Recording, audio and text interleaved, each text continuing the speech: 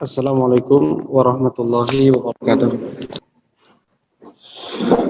Innal hamdalillah nahmaduhu wa nasta'inuhu wa nastaghfiruh wa na'udzu billahi min shururi anfusina wa min sayyiati a'malina. May yahdihillahu fala mudilla lahu wa may yudlil fala hadiya lahu. Asyhadu an la ilaha illallah wahdahu la syarika lahu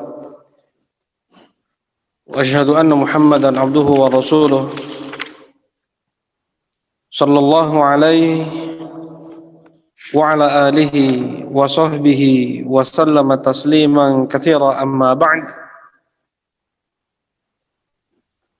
Qala Allah Ta'ala fil Qur'anil Karim, ya ayyuhalladzina amanu taqullaha wal tanzur nafsum ma qaddamat lighad wattaqullaha innallaha khabirum bima ta'malun. Nah, insyaallah kita melanjutkan kajian tentang amalan yang itu ringan berpahala besar di sisi Allah Subhanahu wa taala. Di antara rahmat Allah Subhanahu wa taala untuk umat Nabi Muhammad sallallahu alaihi wasallam memberikan pahala yang sangat besar untuk amalan-amalan yang itu ringan. Yang ini sebagaimana dikatakan oleh sebagian ulama, tidak Allah berikan kepada umat-umat sebelum Nabi Muhammad sallallahu alaihi wasallam. Maka kita sebagai umat Nabi Muhammad sallallahu alaihi wasallam hendaknya terus bersyukur kepada Allah dipilih kita untuk menjadi umat terakhir, umat Nabi Muhammad sallallahu alaihi wasallam, yang telah datang hadis dari Nabi sallallahu alaihi wasallam, nahnul akhirun sabiquna yaumal qiyamah. Kita memang umat terakhir, tetapi kita adalah umat yang pertama kali dihisab nanti di hari kiamat. Ketika Rasulullah sallallahu alaihi wasallam meminta agar dipercepat pengadilan, yaitu syafaatul uzma, ribuan tahun manusia di padang mahsyar dibiarkan oleh Allah Subhanahu wa taala, yang matahari didekatkan di atas kepala mereka sejarak 1 mil. Orang-orang mendatangi Nabi Adam, mendatangi Nabi Nuh, mendatangi Nabi Ibrahim, Nabi Musa, Nabi Isa, meminta syafaat agar mereka para nabi yang didatangi tadi berdoa kepada Allah agar dipercepat pengadilan Allah. Yang masuk surga masuk surga, yang masuk neraka masuk ke dalam neraka. Kemudian dialihkan oleh Nabi Isa alaihi salatu wassalam agar yang berdoa, yang meminta syafaat itu adalah Nabi Muhammad sallallahu alaihi wasallam. Rasulullah sallallahu alaihi wasallam sujud di bawah arsy, memuji Allah Subhanahu wa taala, dan sempurna pujian Rasulullah sallallahu alaihi wasallam pada saat itu untuk Allah Subhanahu wa taala, sampai Allah berkata, ya Muhammad irfa' ra'sak wasal tu'tah washfa' tushaffa. Ya Muhammad, angkat kepalamu, mintalah engkau akan diberi, mintalah syafaat engkau akan diberi syafaat. Kemudian Rasulullah sallallahu alaihi wasallam berkata, Allahumma ummati ummati, ya Allah umatku umatku. Nah, karena sebab doa di saat itu, maka umat Nabi Muhammad sallallahu alaihi wasallam yang pertama kali dihisab, ya, yang pertama kali diperhitungkan amalannya, diberikan lembaran amalnya, yang ditimbang. Nah, yang ditimbang amalannya, yang pertama kali melewati sirat, dan yang pertama kali masuk ke dalam surga Allah Subhanahu wa taala. Karena itu Dikatakan umat Nabi Muhammad, mereka adalah umat yang terakhir, tetapi mereka adalah umat yang pertama kali dihisab nanti di hari kiamat, dan umat yang pertama kali masuk ke dalam surga. Baik. Walhamdulillah, insyaallah kita melanjutkan pembahasan tentang amalan-amalan ringan yang berpahala besar di sisi Allah Subhanahu wa taala. Baik. Akhir yang kita bahas sebelumnya adalah tentang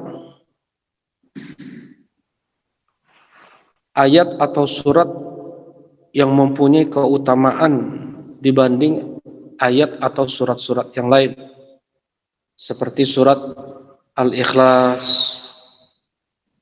sama dengan sepertiga Al-Quran. Ayat yang paling agung di dalam Al-Quran adalah ayat kursi. Surat yang paling agung adalah surat Al-Fatihah. Semakin tinggi keutamaan satu surat atau satu ayat, maka semakin besar jugalah pahala ketika seorang muslim membacanya. Surat Al-Falaq dan surat An-Nas adalah surat yang berisikan zikir dan doa, di mana Rasulullah sallallahu alaihi wasallam meminta perlindungan kepada Allah dari kejahatan setan, dari jahat mata manusia. Ya, berzikir dengan dua surat tersebut, dan Rasulullah sallallahu alaihi wasallam kemudian meninggalkan zikir-zikir yang lain. Jadi ini keutamaan surat Al-Falaq dan An-Nas. Ya. Untuk kita mendapatkan penjagaan di waktu malam sebelum tidur, kita membaca dua ayat terakhir di surat Al-Baqarah. Nah, alhamdulillah ini sudah kita bahas. Insyaallah kita lanjutkan.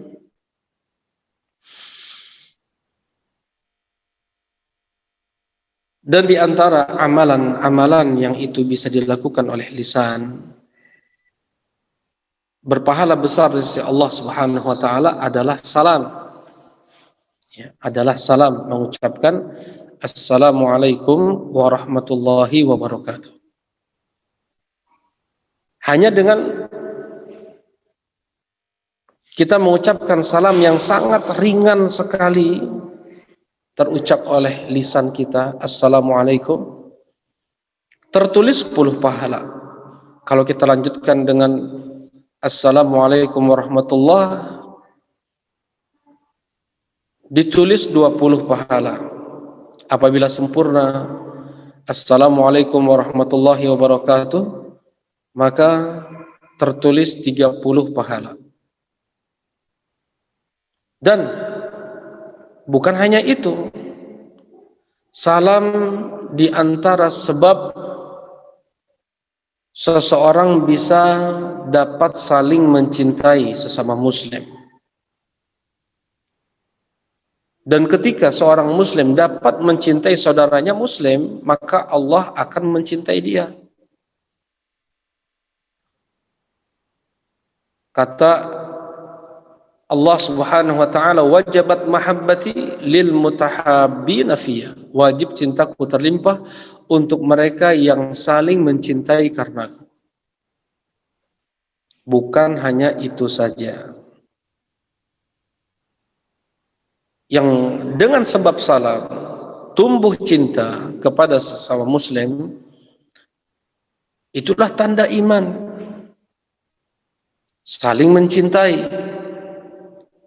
Dan iman sebagai kunci untuk masuk ke dalam surga Allah Subhanahu wa taala. Jadi hadis ya Rasulullah sallallahu alaihi wasallam berkata, la tadkhulul jannata hatta tu'minu wala tu'minu hatta tahabbu awala adullukum ala syai' idza fa'altumuhu tahabbtum bainakum afshus salama bainakum.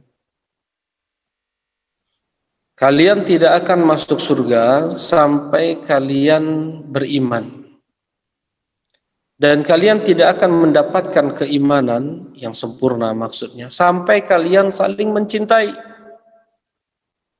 Nah, syarat untuk masuk surga adalah al-iman. Dan kesempurnaan iman ada pada saling mencintai sesama muslim. Kemudian Rasulullah sallallahu alaihi wasallam menyarankan, awala adullukum ala syai', apakah mau kuberitahukan kepada kalian sesuatu yang dengan itu kalian bisa saling mencintai? Iya ya Rasulullah. Afshus salama bainakum, tebar salam di antara kalian. Ya, ditebar. Ya, afshus salam, ifsya'us salam artinya mengucapkan salam kepada orang yang kita kenal dan kepada orang yang tidak kita kenal. Ini khusus kepada kaum muslimin ya. Nah, untuk orang kafir tidak boleh kita mengucapkan salam kepada mereka. Kepada kaum muslimin yang alhamdulillah kita tinggal di negeri Islam. Indonesia ini adalah negeri Islam sebagaimana itu difatwakan oleh banyak ulama. Oleh Syekh bin Baz, oleh Syekh Nuthaimin, oleh Syekh Muqbil. Kenapa? Karena syiar-syiar Islam di negeri Indonesia ini kelihatan, seperti adzan, salat 5 waktu, salat Jumat, salatul Id, puasa Ramadan. Terlihat syiar-syiar Islam di negeri ini. Yang tidak terlihat syiar ini seperti di Singapura, ya, seperti di Amerika sana, nggak ada kedengaran. Di Jepang misalnya, negeri kufar. Walhamdulillah. Jadi bisa kita ambil hukum asal orang yang kita temui di Indonesia ini adalah muslim. Jadi permudahlah lisan kita untuk mengucapkan salam kepada orang-orang yang kita temui. Ya, mungkin kita sedang jalan pagi, kita melihat ada orang di pinggir jalan, di rumahnya, kita ucapkan salam, kita tebar salam, assalamualaikum. Kita melewati saudara-saudara kita yang pulang dari masjid, kita tebar salam, assalamualaikum, assalamualaikum. Yang kata Rasulullah sallallahu alaihi wasallam ketika beliau ditanya tentang Islam yang paling afdal, Rasulullah sallallahu alaihi wasallam menjawab, tut'imut ta'am wa taqra'us salam ala man 'arafta wa man lam ta'rif. Engkau membagi-bagi makanan, engkau menebar salam kepada orang yang engkau kenal dan kepada orang yang tidak engkau kenal. Nah, ini kuncinya ya. Ketika seseorang dia ingin mendapatkan Islam yang paling afdal, di antara sebabnya adalah dia mudah untuk bagi-bagi makanan, atau dia menebar salam kepada orang yang dia kenal dan kepada orang yang tidak dia kenal. Dan di antara tanda dekatnya hari kiamat adalah seorang muslim dia mengucapkan salam kepada orang yang dia kenal saja. Ya, di antara tanda dekatnya hari kiamat, kata Rasulullah SAW, adalah seorang muslim dia mengucapkan salam kepada orang yang dia kenal saja. Nah, jadi kalimat ifsya'us salam adalah menebar salam, jadi bukan kepada orang yang kita kenal saja. Menjadi sebab tumbuhnya rasa cinta kepada sesama kaum muslimin, yang dengan itu menumbuhkan al-iman dan bisa mendapatkan surga Allah Subhanahu wa ta'ala. Nah ini ya. Jadi dengan salam, mengucapkan assalamualaikum bisa menjadi sebab seseorang mendapatkan atau masuk ke dalam surga Allah. Ya tadi, selain dia hanya dengan mengucapkan assalamualaikum saja mendapatkan 10 pahala. Yang menjawabnya gitu juga, ya. Bahkan yang menjawab pahalanya lebih besar daripada yang mengucapkan salam. Karena hukum memulai mengucapkan salam itu hukumnya sunnah, sedangkan menjawab salam hukumnya wajib. Nah, dan amalan yang itu wajib lebih besar pahalanya daripada yang itu sunnah. Nah, ini perlu ditulis, perlu dicatat, ya. Jadi amalan-amalan wajib pahalanya jauh lebih besar daripada amalan-amalan sunnah. Di sana banyak amalan-amalan wajib yang itu ringan, di antaranya tadi menjawab salam. Amalan-amalan yang itu wajib dan ringan untuk dikerjakan, pahalanya lebih besar daripada amalan-amalan sunnah yang sekalipun itu ringan untuk dilakukan. Baik. Ya, jadi salam di antara amalan yang itu ringan tetapi berpahala besar di sisi Allah Subhanahu wa taala. Yang pertama. Kemudian, ya, masih terkait dengan salam. Ketika kaum muslimin mereka sudah meninggalkan sunnah ini, ya, yaitu menebar salam, dan dia menghidupkan sunnah ini, pahalanya jauh lebih besar, berlipat-lipat lagi pahalanya. Dari sisi mana? Dari sisi dia menghidupkan sunnah Nabi Muhammad Sallallahu Alaihi Wasallam yang itu sudah hampir padam. Ya, bahkan di sebagian waktu, di sebagian daerah, salam itu ada yang sebagian mereka tidak mengerti bahkan. Ya, ketika kita mengucapkan assalamualaikum, dijawab mangga, mangga.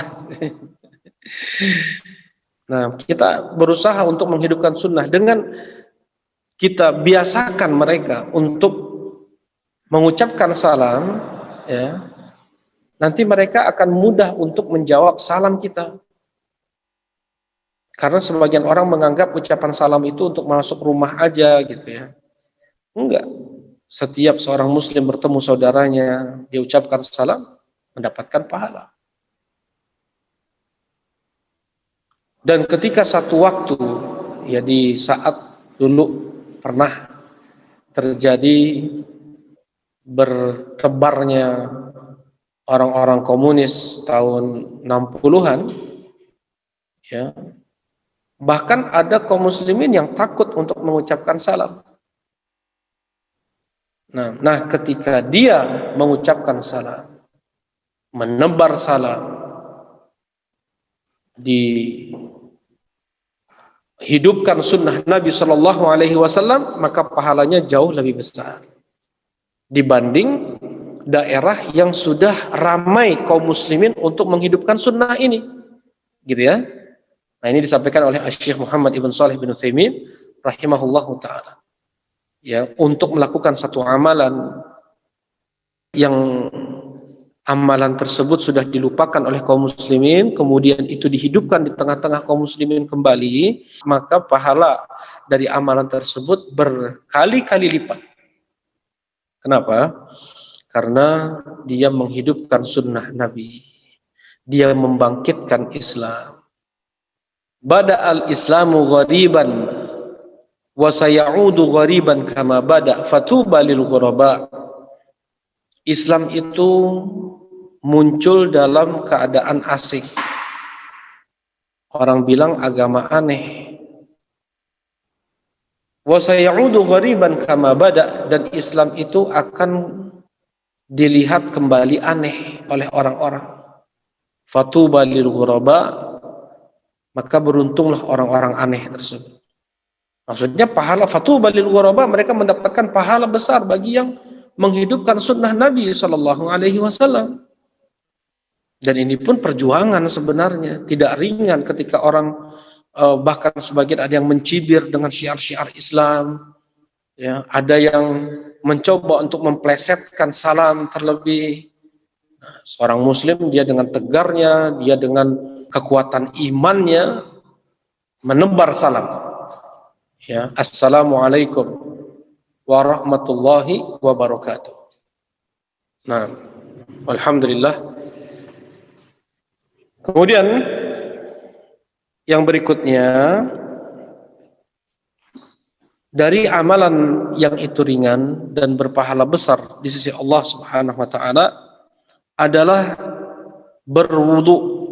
Ya, sebelumnya sudah kita bahas amalan-amalan hati yang berpahala besar di sisi Allah. Jadi hanya memperkuat cinta kepada Rasulullah dalam hati, memperkuat cinta kepada para wali-wali Allah yang sudah dijamin surga seperti para khulafa ar-rasyidin, al-asyarah al-basyaruna bil jannah, maka dijanjikan oleh Rasulullah SAW, anta ma'amman ahbabta yaumal qiyamah, engkau bersama yang kau cintai dari kiamat.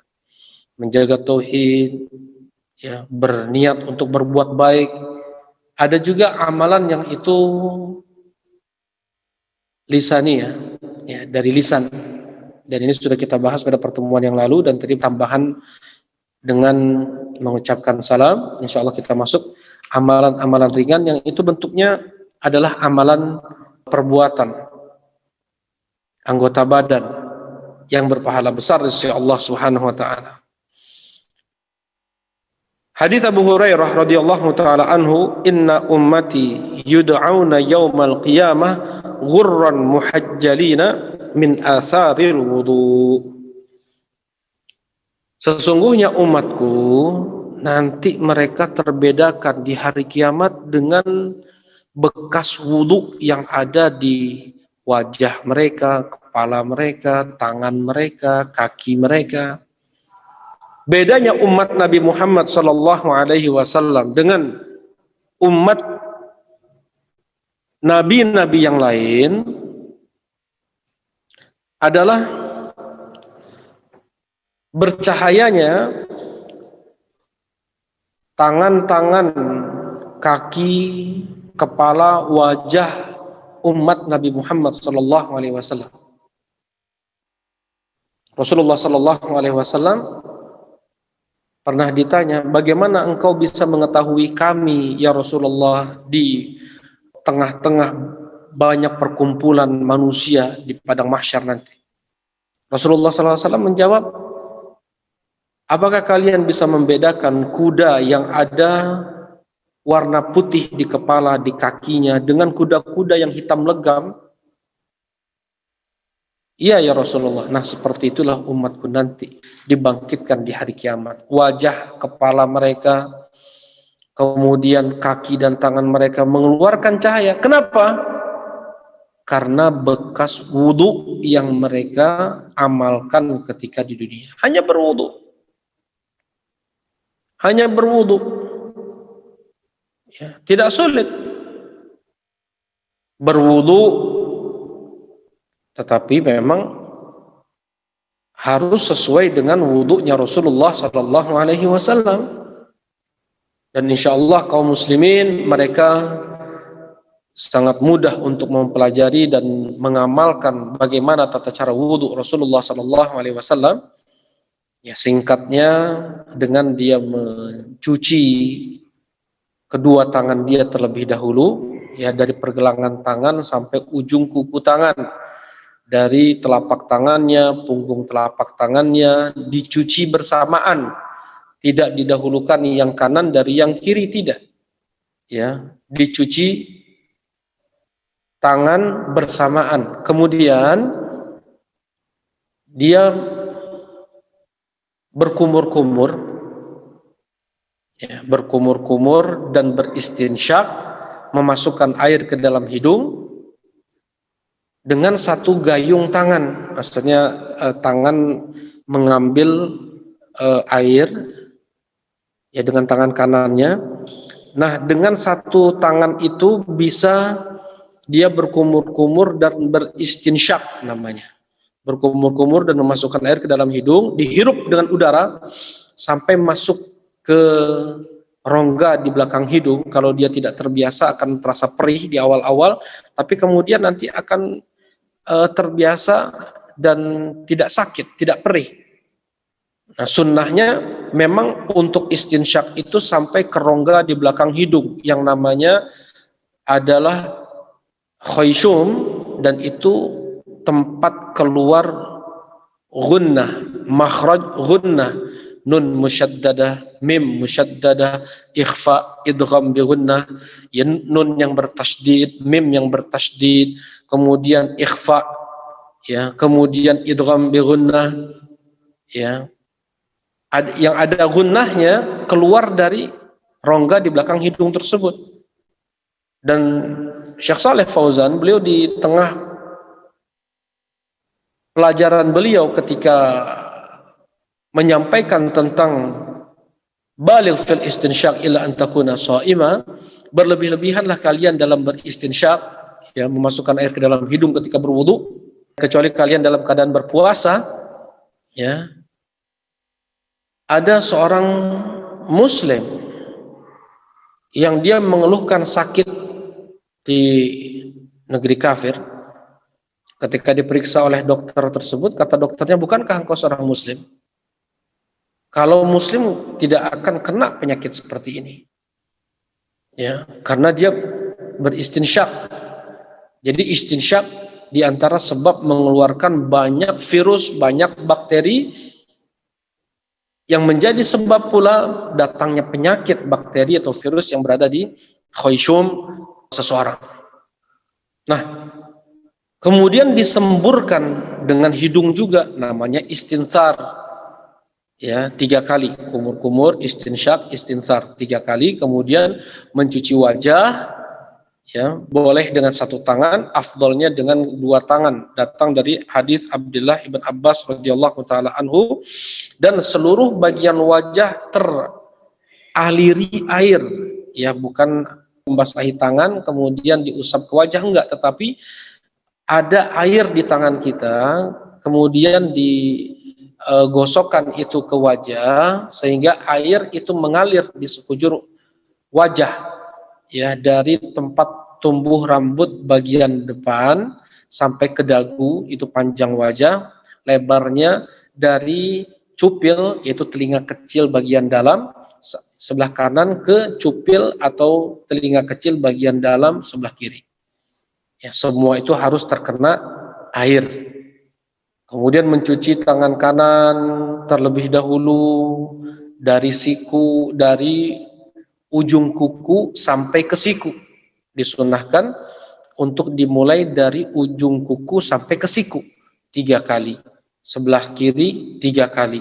Kemudian cukup membasahi kedua tangan, dia usap seluruh bagian kepala, ya, dimulai dengan bagian kepala bagian depan, kemudian dia tarik ke belakang, dikembalikan lagi tangan tersebut ke bagian depan kepala, kemudian dimasukkan jari telunjuk ke lubang telinga, dan jempol mengusap bagian belakang telinga, cukup 1 kali. Kemudian diakhiri dengan membasuh kaki, hanya sampai mata kaki saja, ya, tidak sampai betis, tidak sampai lutut, cukup sampai mata kaki saja. 1 kaki ada 2 mata kaki, dan kedua mata kaki itu harus terbasahi, ya, teraliri air, dan disunnahkan untuk menyela-nyela jari kaki dengan kelingking dia, masing-masing 3 kali, ya, kaki kanan dan kaki kiri, ya, disunnahkan untuk menyela-nyela jari kaki. Jadi ya, disunnahkan yang kanan dari yang kiri ketika dia membasuh kedua tangan dan ketika dia membasuh kedua kaki. Baik. Nah, kata Rasulullah sallallahu alaihi wasallam, "Man tawadda'a nahwa wudu'i hadza, tsumma shalla rak'atain, la yuhadditsu fihi ma nafsahu, ghufira lahu ma taqaddama min dhanbi." Siapa yang dia berwudu seperti wuduku ini, kemudian dia sholat 2 rakaat tanpa ada bisikan hati, maka tergugurkan dosa-dosa yang sebelumnya. Pahala besar. Dan tangan juga kakinya, kemudian wajahnya, kepalanya bercahaya nanti karena wudu yang dia amalkan ketika di dunia. Ya, wudu yang sesuai dengan tuntunan Rasulullah Sallallahu Alaihi Wasallam. Karena sebagian ada yang berwudu sampai takalluf ya, ada yang loncat-loncat ketika membasuh wajahnya, ada yang mengusap lehernya, pundaknya, sampai ketika membasuh tangan itu sampai ke bahu ada yang membasuh kaki sampai ke paha malah. Nah yang seperti ini bukannya baik ya. Allah Subhanahu wa taala atau Rasulullah sallallahu alaihi wasallam telah bersabda, "Innallaha hadda hududan fala ta'taduha." Allah Subhanahu wa taala sudah membuat batasan-batasan, jangan kalian lampaui batasan Allah Subhanahu wa taala. Allah sudah membuat batasan untuk mencuci tangan itu sampai siku, enggak boleh lebih dari siku. Allah sudah membuat batasan mencuci kaki itu sampai mata kaki, enggak boleh lebih dari itu. Nah ini diantara keutamaan berwudu adalah bercahaya kaki, tangan, wajah, kepala dia nanti di hari kiamat. Kemudian kata Rasulullah sallallahu alaihi wasallam, "Idza tawadda'a al-'abdul muslim awil mu'min faghasala wajhahu kharaja min wajhi kullu khati'atin nadhara ilaiha bi'ainihi ma'al ma'."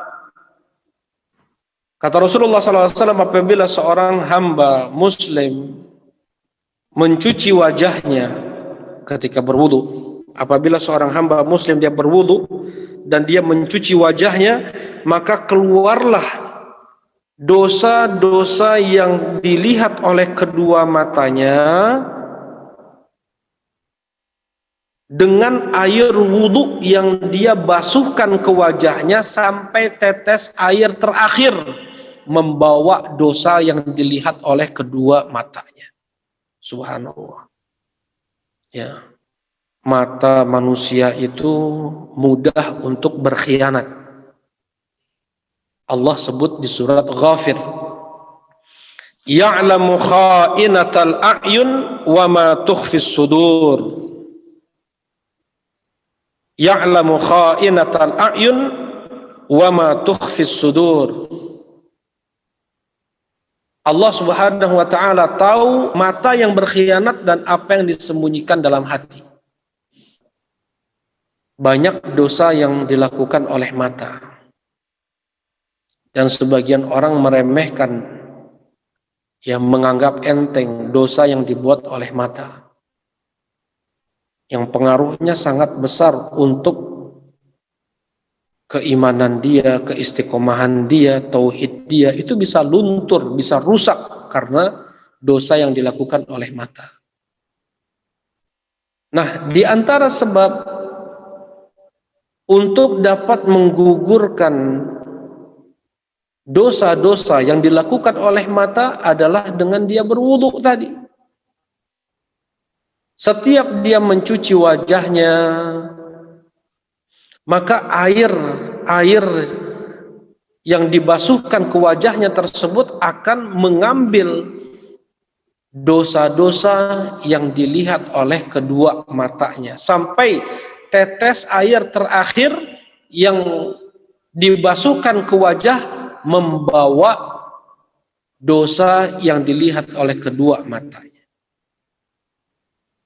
Ketika seseorang dia membasuh kedua tangannya, maka air wudu tersebut membawa dosa-dosa yang dilakukan oleh kedua tangannya. Dia melakukan maksiat dengan tangannya, memukul orang, mencubit, menyentil, atau apapun itu, maksiat. Ya, yang dilakukan oleh kedua tangannya. Dapat digugurkan dosa yang dilakukan oleh kedua tangannya itu dengan air wudu sampai tetes air terakhir membawa dosa yang dilakukan oleh kedua tangannya. Ketika dia membasuh kedua kakinya, maka air wudu tersebut akan membawa setiap dosa-dosa yang dilakukan oleh kedua kakinya. Kakinya melangkah ke tempat-tempat maksiat atau melakukan dosa dengan kakinya, menendang orang, membuat gangguan ke jalan dan yang lainnya. Banyak maksiat yang dilakukan oleh kaki. Ya. Kemudian digugurkan, dihapus dosa-dosa kaki tersebut dengan air wudhu yang dibasuhkan ke kaki terus sampai akhir tetes air membawa dosa-dosa kaki. Karena itu, karena hadis ini, para ulama sebagian berpendapat makruh untuk mengusap dengan handuk setelah berwudu. Kenapa? Karena tidak membuat air banyak menetes. Ya memang itu disebutkan dalam kitab-kitab fikih. Ya, sebab itu sebagian, dan itu sebagian mazhab ya, sudah ada sebagian mazhab betul-betul menghukumi makruh, bukan artinya haram. Makruh memakai handuk setelah berwudu karena itu kesempatan seorang muslim untuk tergugurkan dosa-dosanya dan dia hilangkan kesempatan tersebut sebagian dengan handuk yang dia usapkan ke wajahnya, ke tangannya. Nah, berwudu juga menjadi sebab tergugurkan dosa-dosa seluruhnya. Ya bukan hanya yang dilakukan oleh kedua mata saja, kedua tangan, kedua kaki, tetapi keumuman dosa dapat tergugurkan dengan wudu apabila kita baca hadisnya ya. Dari Abu Hurairah radhiyallahu taala anhu telah berkata Rasulullah sallallahu alaihi wasallam, "Ala adullukum ala ma yamhullahu bihil khataya wa yarfa'u bihi darajat?" Qalu bala ya Rasulullah. Qala isbaghul wudu 'alal makarih wa kathratul khuta ilal masajid wa intidharus salati ba'da shalah fadzalikumur ribat rawahu Muslim. Kata Rasulullah sallallahu alaihi wasallam, maukah kuberitahukan kepada kalian amalan-amalan yang dapat menggugurkan dosa-dosa dan yang dapat meninggikan derajat kalian di hari kiamat nanti. Ya surga itu enggak satu tingkat, bertingkat-tingkat. Bahkan setiap orang yang banyak membaca Al-Quran, setiap orang yang banyak membaca Al-Quran, setiap ayat yang dia baca itu satu tingkat lebih tinggi. Ya. Satu ayat yang dia baca membuat dia bisa lebih tinggi satu tingkat, naik satu tingkat. Kalau kita baca surat Al-Ikhlas, ada berapa ayat itu? 4 ayat, berarti udah 4 tingkat ke atas. Dia ulang sampai 3 kali, 12 tingkat ke atas. Ya, kata Rasulullah SAW, Iqra' wartaqi, terus baca dan terus naik engkau nanti di surga. Karena akhir tempatmu di surga adalah sesuai dengan akhir ayat yang engkau baca. Subhanallah. Walaupun itu diulang-ulang, Al-Ikhlas, Al-Falaq, An-Nas, ya. Baik, jadi di surga itu bertingkat-tingkat. Wa yarfa' bihi darajat. Apakah mau kuberitahukan kepada kalian amalan-amalan yang dapat menggugurkan dosa dan yang dapat meninggikan derajat? Iya ya Rasulullah, kata para sahabat. Rasulullah SAW berkata, isbaghul wudu 'alal makarih. Sempurnakan wudu di saat kita nggak suka pegang air. Ya. Sempurnakan wudu di saat tidak suka pegang air. Maksudnya tidak suka pegang air di saat dingin. Sudahlah cuaca sedang dingin, air dingin lagi. Membuat badan lebih dingin. Dan dia berwudu di saat itu. Menjadi sebab tergugurkan dosa-dosa dia dan menjadi sebab dia ditinggikan derajatnya nanti di surga. Kemudian cuaca sedang panas-panasnya, air pun qadarullah panas, mungkin enggak nggak terpikirkan oleh sebagian kita, ya. Tetapi bagi yang mungkin umrah di bulan Ramadan beberapa tahun kemarin, ya, pas sedang panas-panasnya Makkah, pas sedang panas-panasnya Madinah, sampai 52 derajat, 48 derajat, 50 derajat, sudahlah panas, kemudian air pun panas. Nah, jadi terkadang terlalu dingin atau terlalu panas gitu ya. Nah, dia berwudu di saat itu menjadi sebab tergugurkan dosa-dosa dia dan ditinggikan derajat dia. Wa kasratul khuta ilal masajid. Yang kedua adalah memperbanyak langkah ke masjid. Memperbanyak langkah ke masjid. Insyaallah nanti akan ada pembahasannya tersendiri. Wa intidharus salati ba'da shalah, dan menunggu salat ke salat. Setelah salat maghrib kita diam di masjid menunggu salat isya, menjadi sebab tergugurkan dosa-dosa di setiap detiknya itu, ya, menjadi sebab tergugurkan dosa-dosa dan menjadi sebab tingginya derajat dia nanti di surga. Intidharus shalah ila shalah, fadzalikumur ribat, fadzalikumur ribat. Itulah yang dikatakan ribat. Ribat adalah menjaga pos perbatasan negeri kafir dengan negeri Islam. Pahalanya sangat besar.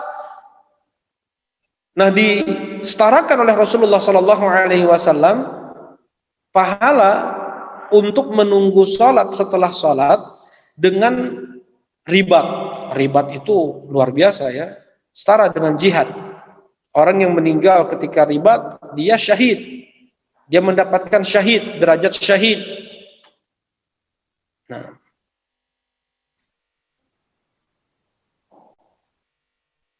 dari sholat subuh nggak pulang sampai zuhur, dari sholat zuhur nggak pulang sampai asar, misalnya.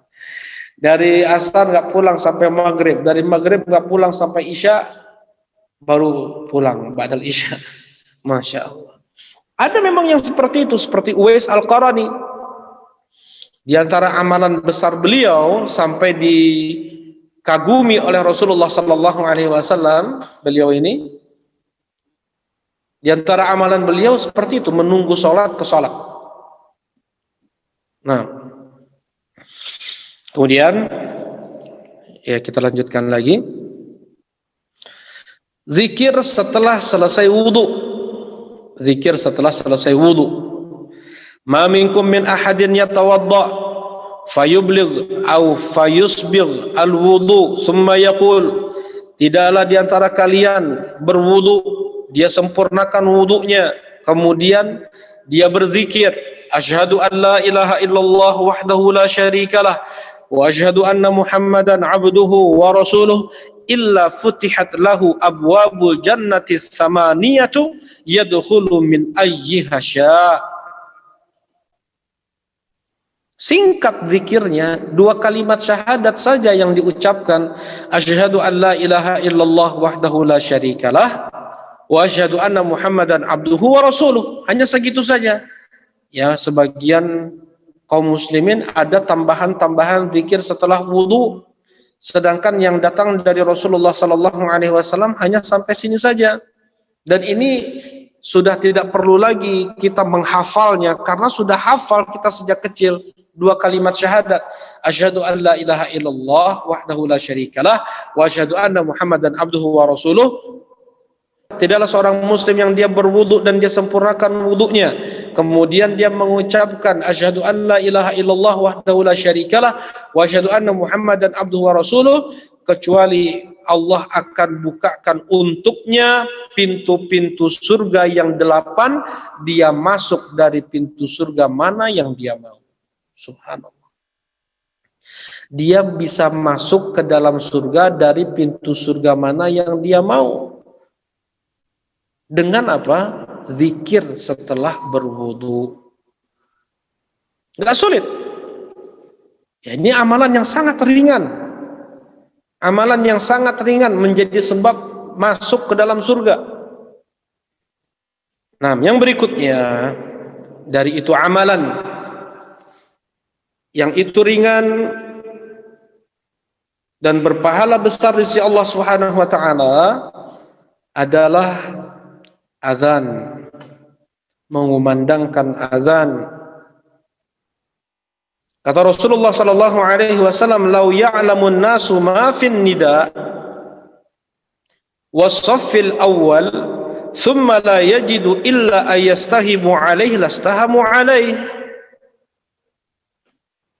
Andaikan orang-orang tahu pahala yang Allah persiapkan untuk orang yang mengumandangkan azan dan untuk orang yang salat di shaf pertama, kemudian tidak bisa dia dapatkan kecuali dengan cara mengundi, maka orang-orang tersebut akan mengundi.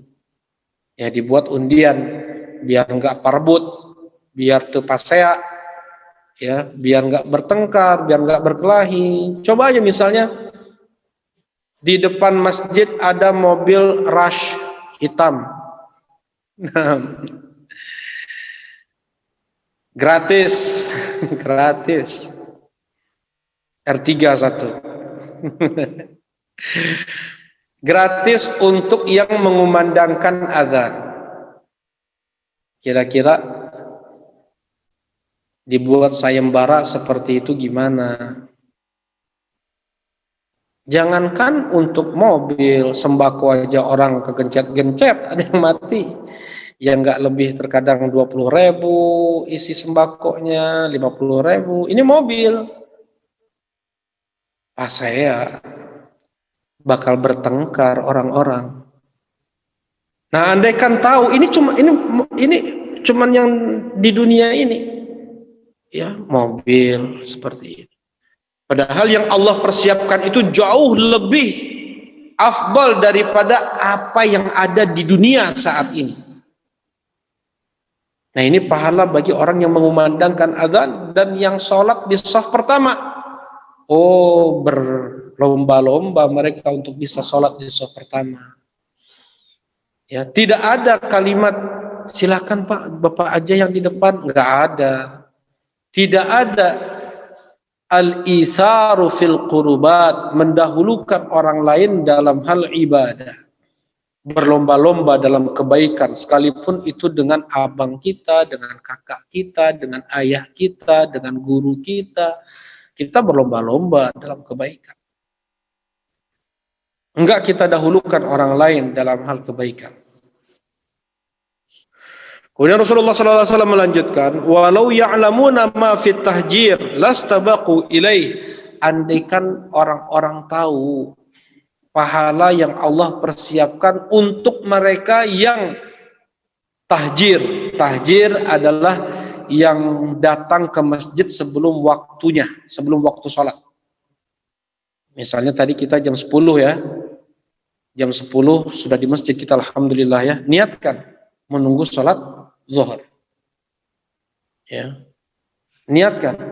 Andaikan mereka tahu pahala yang Allah persiapkan untuk mereka yang menunggu sholat sebelum waktunya pergi ke masjid,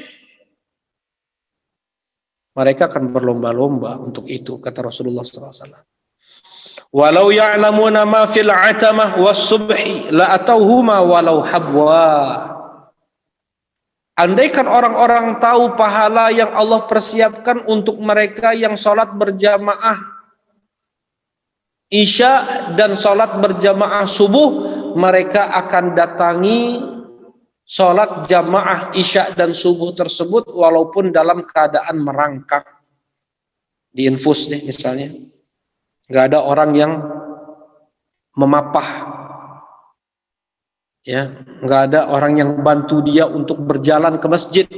Sakit, dia sedang sakit, nggak bisa dia jalan sempurna, dia bisanya ngarondang, dia bisanya merangkak.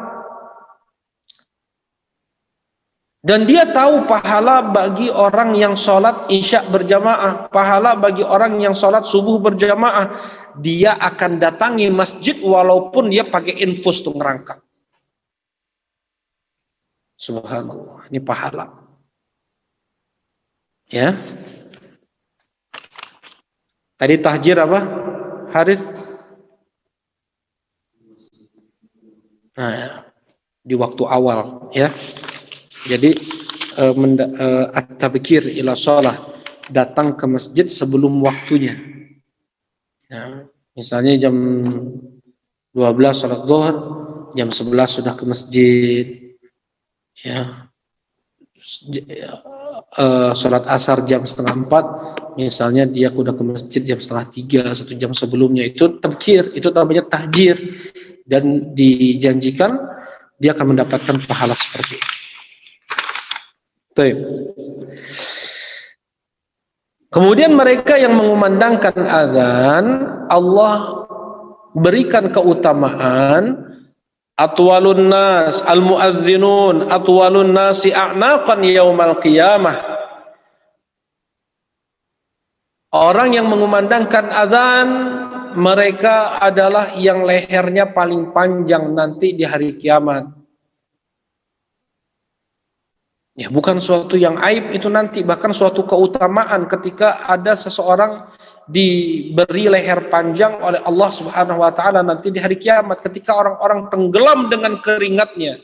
Dosanya membuat mereka berkeringat, panas, keluh, keringat keluar dari tubuhnya karena dosa yang dia kerjakan. Dia tidak mendapatkan teduh, dia enggak mendapatkan naungan dari Allah Subhanahu wa taala. Keringatnya ada yang sampai pinggang, ada yang sampai leher. Nah, al-muadzinun, leher mereka panjang, selamat dari yang seperti ini. Kemudian, ya ini masih azan, masih tentang keutamaan azan. Hadis Abu Sa'id Al-Khudri, beliau berkata, aku mendengar Rasulullah sallallahu alaihi wasallam, Abu Sa'id Al-Khudri berkata kepada Abdullah bin Abdurrahman, nanti beliau mengatakan, aku dengar ini dari Rasulullah sallallahu alaihi wasallam. Kata Abu Sa'id Al-Khudri, inni araka tuhibbul ghanam wal badiyah. Ya, Abu Sa'id Al-Khudri berkata kepada Abdullah bin Abdurrahman ibn Abi Sa'sa'ah, aku melihat engkau suka menggembala kambing dan daerah-daerah terpencil. Badiah itu daerah-daerah yang jauh dari masyarakat. Dan kau suka yang demikian. Fa idza kunta fi ghanamika aw badiyatik. Fa idza kunta fi ghanamika aw badiyatik fa'adzanta lis-shalah farfa' sautak bin nida. Ketika engkau sedang menggembalakan kambingmu di daerah-daerah terpencil itu, engkau kumandangkan azan untuk salat. Kalau sudah masuk waktu salat, engkau kumandangkan azan dan keraskan suaramu bin nida ketika engkau mengumandangkan azan, keraskan suaramu. Fa innahu la yasma'u mada sautil muadzin jinnun wala insun wala syai'un illa syahida lahu yaumal qiyamah. Karena tidaklah yang mendengar suaramu, baik itu jin atau manusia atau apapun, kerikil, tanah, pepohonan, tanaman, binatang, apapun, kecuali nanti mereka akan bersaksi untukmu di hari kiamat. Subhanallah, apalagi sekarang ada speaker.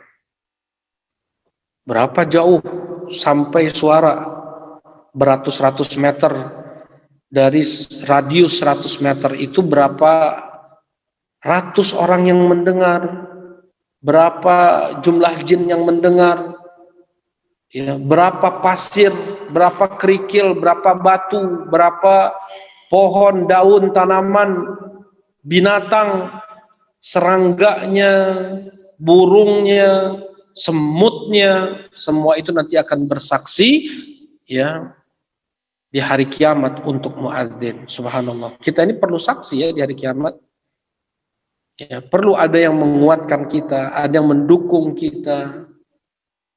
Dan yang dapat mendukung kita, yang menjadi saksi untuk kita, diantaranya adalah jin, semua manusia, binatang, dan mereka akan bersaksi bagi yang mengumandangkan azan. Baik. Kemudian menjawab azan, keutamaan menjawab azan. Dari hadis Abdullah ibn Amr ibn As radhiyallahu taala anhuma, Rasulullah sallallahu alaihi wasallam berkata, "Idza sami'tumul muadzin faqulu mithla ma yaqul." Andaikan muadzin mengumandangkan azan, maka ucapkanlah sama seperti yang diucapkan oleh muadzin. Faqulu mithla ma yaqul. Ucapkanlah sama seperti yang diucapkan oleh muadzin. Kalau muadzin bilang Allahu Akbar, kita sama mengucapkan Allahu Akbar, Allahu Akbar. Demikian pula asyhadu an la ilaha illallah, asyhadu anna Muhammadar Rasulullah. Nah, ketika hayya 'alas shalah, datang hadis dari Umar bin Khattab, kata Rasulullah sallallahu alaihi wasallam, ketika mengucapkan hayya 'alas shalah, ucapkanlah oleh kalian la haula wala quwwata illa billah. Ketika muadzin mengumandangkan hayya 'alal falah, begitu juga la haula wala quwwata illa billah. Selanjutnya ketika muadzin mengucapkan Allahu Akbar, la ilaha illallah, sama. Ya. Nah, la haula wala quwwata illa billah. Kita tidak bisa mendatangi salat kalau bukan karena pertolongan dari Allah. Gak akan mungkin kuat otot kaki kita, otot tubuh kita. Tidak akan bisa bergerak tubuh kita. Kemudian tidak akan diberikan kecenderungan dalam hati kita untuk ke masjid, untuk mendatangi salat, untuk mendatangi falah, kecuali Allah yang memberikan kekuatan tersebut. Karena itu kita ucapkan apa? La haula wala quwwata illa billah. Kita nggak akan bisa khusyuk kecuali Allah yang kasih. Ya. Kita nggak akan bisa sempurna salatnya kecuali Allah yang kasih. Karena itu kita ucapkan tadi apa? La haula wala quwwata illa billah. Dan berkata Asy-Syaikh Abdul Aziz ibn Abdullah ibn Baz rahimahullahu taala, penting ini ya, penting digaris atasi ya. Seseorang menyimak azan dan menjawab azan sangat mempengaruhi salat dia. Ya, ketika seorang muslim dia menjawab azan, dia menyimak azan, maka salatnya akan khusyuk. Ya, tadi kita sampaikan. Jadi nggak hanya sekedar keluar dari lisan dia la haula wala quwwata illa billah. Ya, betul-betul dia meminta pertolongan kepada Allah Subhanahu wa taala. Nah, ketika salat, Allah kasih kemudahan untuk salat. Yang itu adalah jalan falah, kemenangan. Allah kasih kemudahan untuk falah. Baik. Idza sami'tumul muadzin faqulu mithla ma yaqul. Apabila kalian mendengar muadzin mengumandangkan azan, maka ucapkanlah sesuai dengan yang diucapkan oleh muadzin. Tsumma shallu alayya, kemudian bersolawatlah kalian untukku. Ya, ini dalilnya nih. Kemudian bersolawatlah kalian untukku. Salawat Ibrahimiyah. Allahumma salli ala Muhammad wa ala ali Muhammad kama sallaita ala Ibrahim wa ala ali Ibrahim innaka Hamidum Majid. Wa barik ala Muhammad wa ala ali Muhammad kama barakta ala Ibrahim wa ala ali Ibrahim innaka Hamidum Majid. Nah, kita bersalawat untuk Nabi sallallahu alaihi wasallam. Fa innahu man shalla alayya salatan sallallahu alaihi ashran. Karena siapa yang bersalawat untukku 1 kali, maka Allah akan bersalawat untuk dia 10 kali. Nah, Siapa yang mau mendapatkan salawat dari Allah Subhanahu wa taala, maka dia bersalawat untuk Nabi sallallahu alaihi wasallam. Kemudian dilanjutkan, "Tsumma salullaha liyal wasilah fa innaha manzilatun fil jannah la tambaghi illa li 'abdin min 'ibadillah wa arju an akuna anahu faman sa'ala liyal wasilah halat lahu syafa'ah." Setelah kita mengucapkan apa yang diucapkan oleh muadzin, kemudian kita bersalawat, kita berdoa, ya. Tsumma salu liyal wasilah, kemudian mintakanlah, ya, kemudian berdoalah kalian semua memohon kepada Allah untuk menganugerahkan wasilah untukku.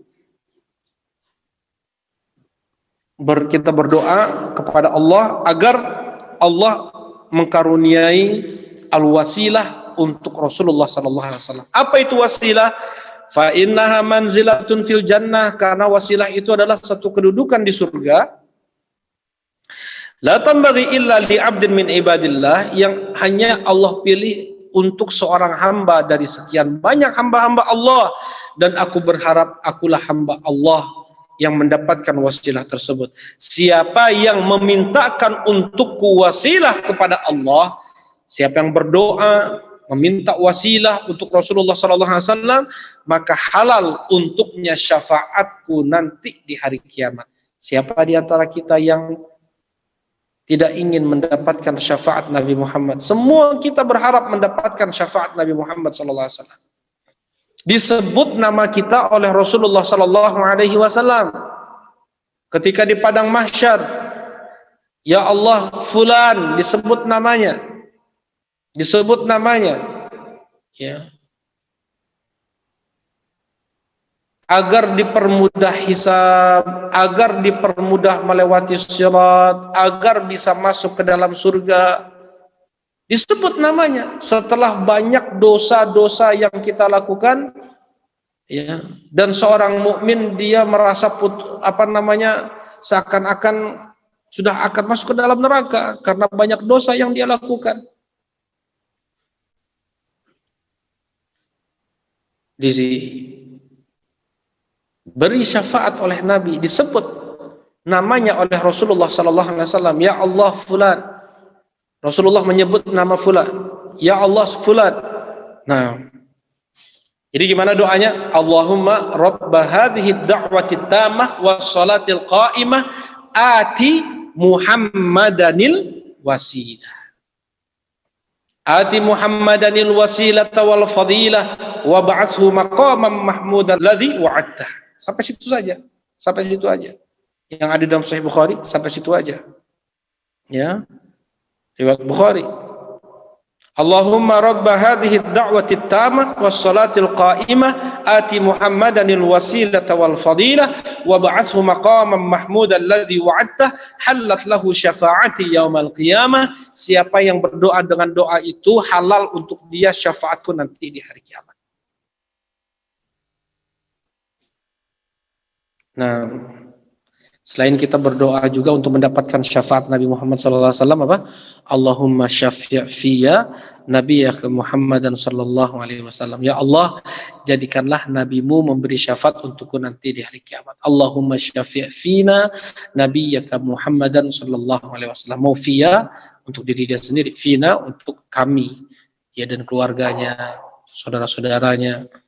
Allahumma syafi' fiyya nabiyyaka Muhammadan sallallahu alaihi wasallam. Ini doa, ya, untuk mendapatkan syafaat Rasulullah sallallahu alaihi wasallam. Kemudian di antara sebab untuk mendapatkan syafaat Rasulullah sallallahu alaihi wasallam adalah tauhid. Ketika Abu Hurairah radhiyallahu taala anhu bertanya kepada Rasulullah sallallahu alaihi wasallam, "Ya Rasulullah, man as'adun nas bi syafa'atika yaumal qiyamah?" Ya Rasulullah, siapa yang paling beruntung mendapatkan syafaatmu nanti di hari kiamat? Siapa yang paling berbahagia yang mendapatkan syafaatmu nanti di hari kiamat? Kata Rasulullah sallallahu alaihi wasallam, as'adun nas bi syafa'ati yaumal qiyamah man qala la ilaha illallah sidqan min qalbihi. Seseorang yang dia mengucapkan la ilaha illallah dengan jujur dari hatinya. Seseorang yang mengucapkan la ilaha illallah dengan jujur dari hatinya, mendapatkan syafaat Rasulullah sallallahu alaihi wasallam. Nah, jadi menjawab adzan, bersolawat setelah adzan, kemudian berdoa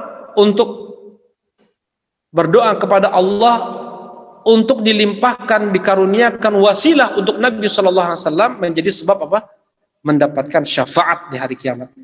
Ini mudah, nggak ada 1 menit dia berzikir, ini nggak ada 1 menit dia bersolawat, kemudian dia memintakan wasilah, doa wasilah, nggak ada 1 menit. Menjadi sebab mendapatkan syafaat Rasulullah sallallahu alaihi wasallam. Nah, kemudian ada lagi nih. Ini masih terkait dengan azan.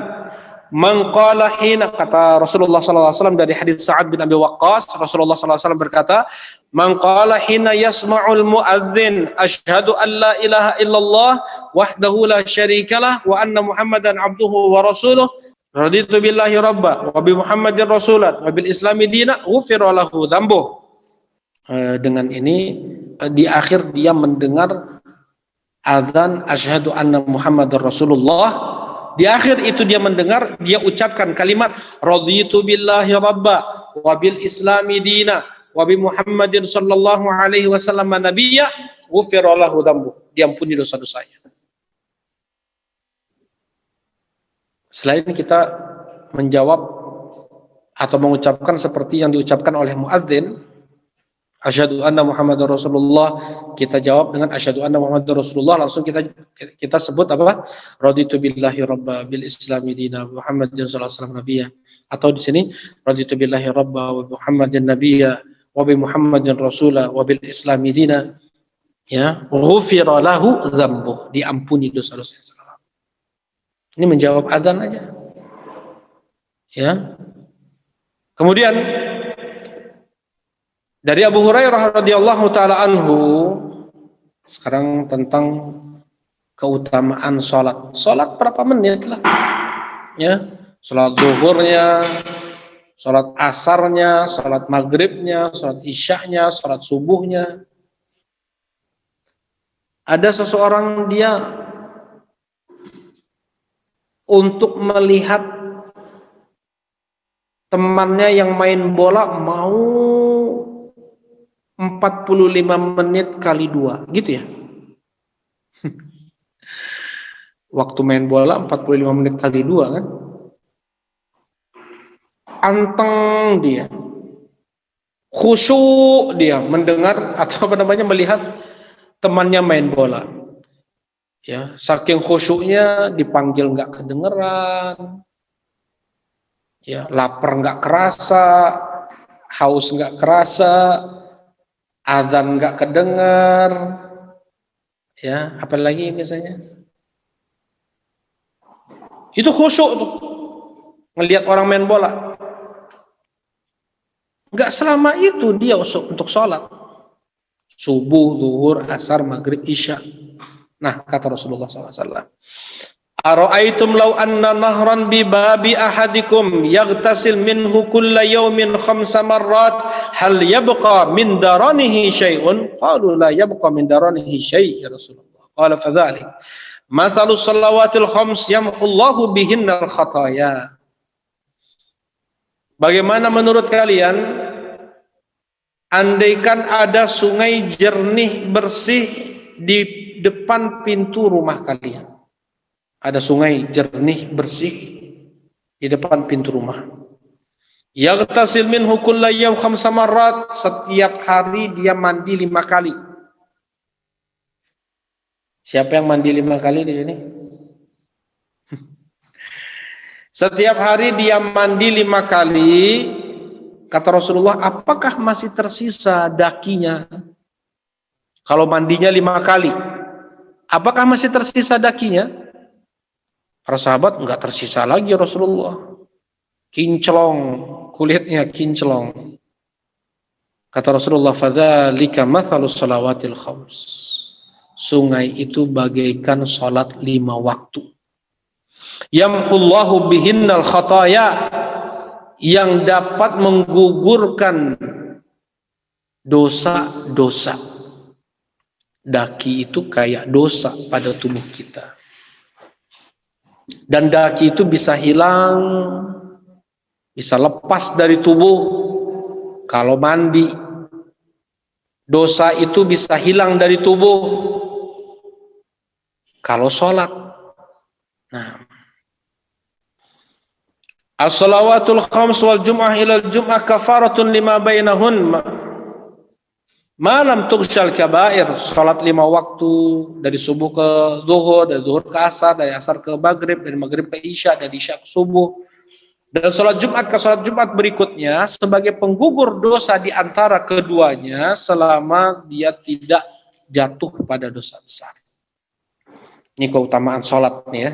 Kemudian, man shallal bardaini dakhalal jannah, siapa yang sholat di waktu sejuk, dia masuk surga.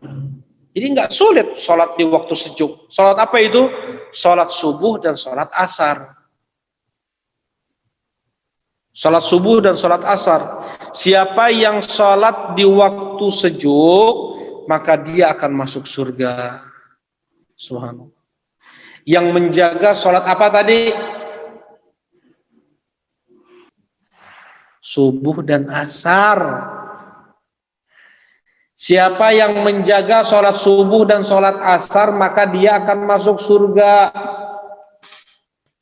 Man shallal bardaini dakhalal jannah, siapa yang sholat di 2 waktu sejuk, sholat subuh dan sholat asar, maka dia akan masuk surga. Coba ini sekarang kita baca hadis-hadis tentang keutamaan sholat ini, kita lakukan setiap harinya.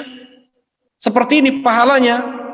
Nah, berkata Rasulullah sallallahu alaihi wasallam dari hadis Umar bin Ru'aibah, layyali jannar ahadun shalla qabla tulu'i syams wa qabla ghurubiha.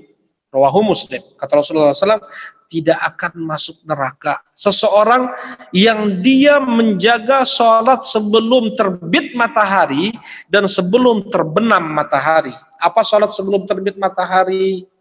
Haris. Subuh sebelum tenggelam matahari? Asar. Gak akan masuk neraka. Berapa jam sholat subuh?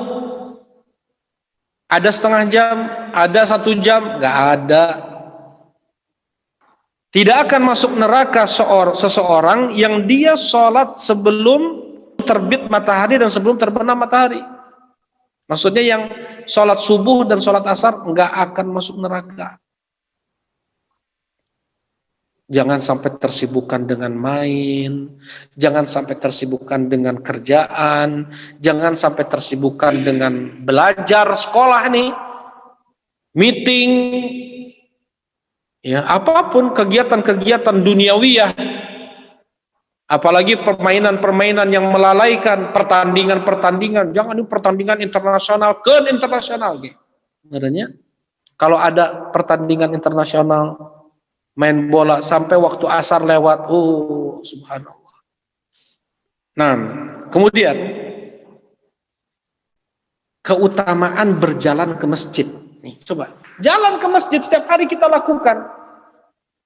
Keutamaan jalan ke masjid. Man ghada ilal masjid aurah, a'adallahu lahu fil jannati nuzulan kullama ghada aurah. Siapa yang pergi ke masjid, mau itu pagi, siang, sore, malam,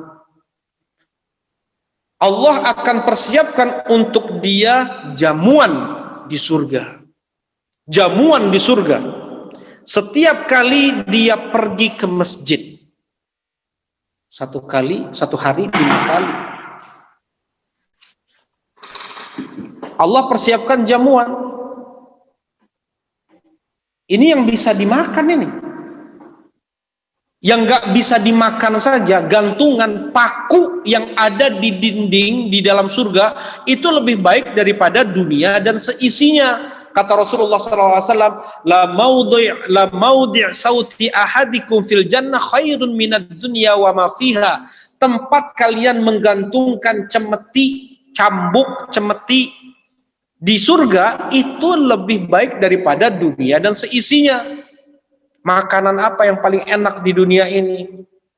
Masih jauh di bawah, jauh lah, nggak ada bandingannya ya. Ini makanan penjara. Apa yang di dunia ini apa sih makanan paling enaknya? Apa makanan paling enak bagi Hudzaifah? Combro. Apa itu?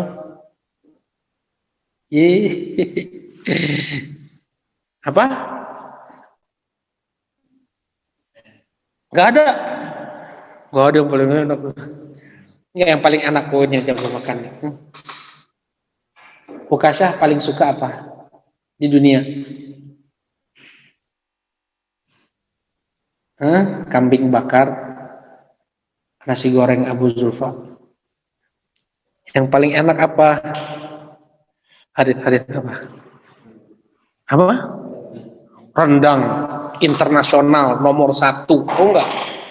Ya misalnya, emang iya kan ya? Tadi rendang nomor 1 internasional kan? Oh, iya, kalau nggak salah dengar. Paling enak sedunia.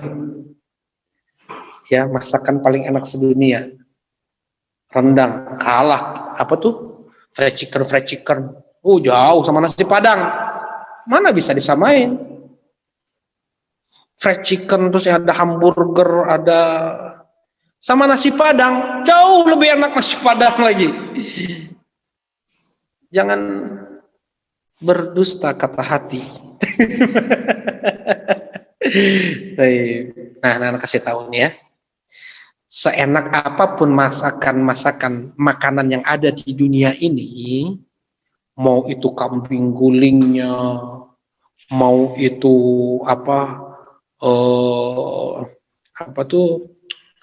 puding-pudingnya, itu makanan penjara bandingannya. Kata Rasulullah sallallahu alaihi wasallam, ad-dunya sijnul mu'min wa jannatul kafir. Dunia itu adalah penjara bagi seorang mukmin dan surga bagi orang kafir. Surga bagi orang kafir. Senikmat apapun, semewah apapun yang dimiliki oleh orang yang ada di dunia ini, bandingannya dengan surga adalah itu penjaranya. Adalah penjaranya. Di dunia ini ada orang yang paling menderita. Ada orang paling menderita di dunia. Ini tafsirnya, ini tafsir ad-dunya sijnul mu'min wa jannatul kafir. Misalnya ada orang paling menderita, tubuhnya nggak sempurna, sakit-sakit, nggak pernah makan, maksudnya makan susah, menderita nggak dia tuh? Setiap hari kalau siang kepanasan, kalau dia hujan kehujanan, nggak ada atap yang menaungi dia. Panas, nggak sempurna fisiknya semuanya, nggak ada yang sempurna fisiknya. Semuanya, dari kulit, mata, telinga, nggak ada yang sempurna. Orang paling menderita yang seperti ini kan, ya, itu surga bagi ahlun nar. Keadaan seperti itu di dunia masih tetap dikatakan surga, kenikmatan yang luar biasa bagi penduduk neraka. Jelas ini? Dan kenikmatan apapun di dunia ini, yang ada di dunia ini, bandingannya dengan surga, penjaranya. Mobil penjara tuh, mobil-mobil yang mewah itu bandingannya dengan surga, mobil-mobil penjara, mobil-mobil jelek. Rumah mewahnya sel, bandingannya dengan surga. Itu tafsir. Ya, jadi kayak gini nih. Ketika ada seorang Yahudi, dia ngejual minyak di Mesir. Datang Al-Hafidh Ibnu Hajar. Al-Hafidh Ibnu Hajar Al-Asqalani yang menulis kitab Fathul Bari. Kemudian orang Yahudi ini bilang, kan Al-Hafidh Ibnu Hajar itu qadhi ya, pejabat pemerintahan. Beliau memakai baju bagus, kendaraan bagus, ada pengawal. Ke pasar. bertemu dengan orang Yahudi jualan minyak, bajunya kulehe, kena minyak, macam-macam, dia panggul minyak. Kata orang Yahudi ini, kalau Hafidz Ibnu Hajar, Nabi kalian bilang dunia ini surga bagi orang kafir dan penjara bagi orang muslim. Kayaknya salah Nabi kalian itu. Ini coba lihat keadaan saya sekarang, sengsara kayak gini. Mana surga? Dan lihat keadaan engkau sekarang, mewah kendaraannya, bajunya. Apa jawaban Al-Hafidz Ibnu Hajar? Semenderita apapun engkau di dunia, itu masih surganya bagi kalian nanti di neraka. Jelas ini. Semewah apapun yang dimiliki oleh seorang muslim, itu penjaranya bandingan dengan surga. Langsung masuk Islam orang Yahudi. Jelas? Ngerti nggak? Kurang jelas. Nanti insya Allah hari Rabu ana jelasin lagi. Ya. Baik.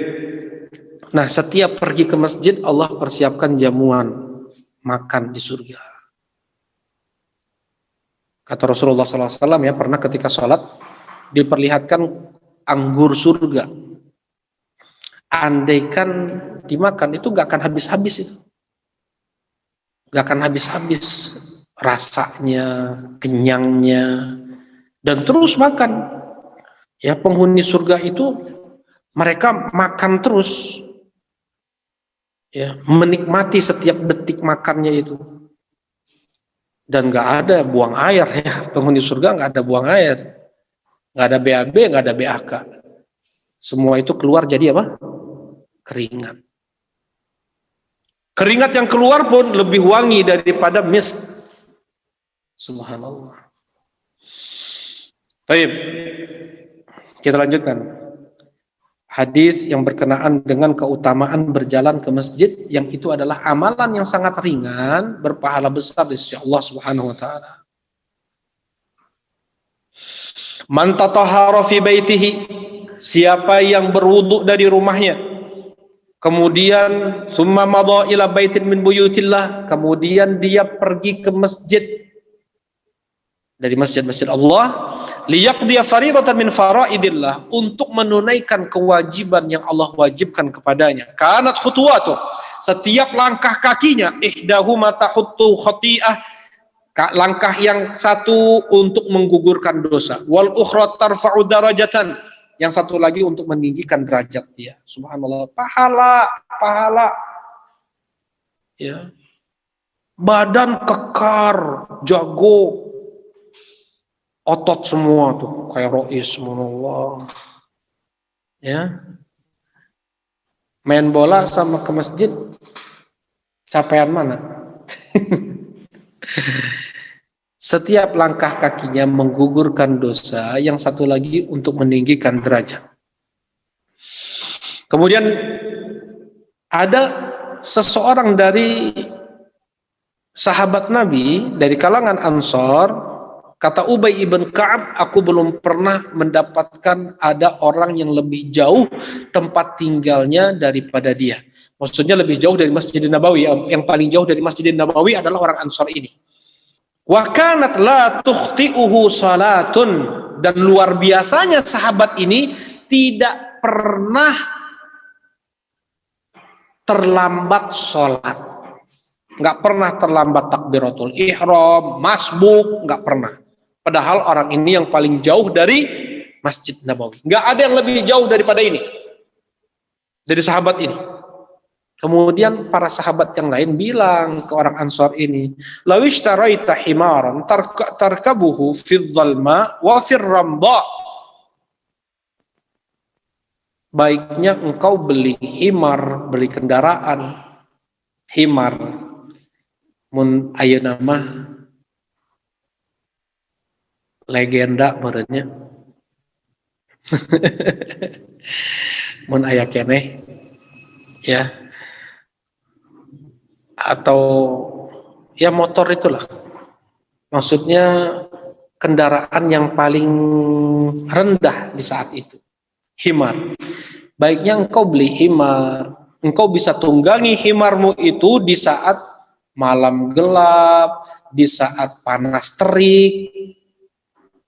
Ini malam gelap, sebelum sholat subuh udah datang di masjid.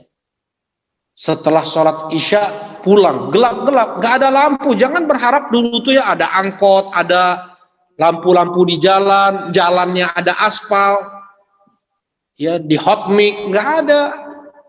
Jalan masih debu, pakai tanah, kemudian ada batu. Gelap kalau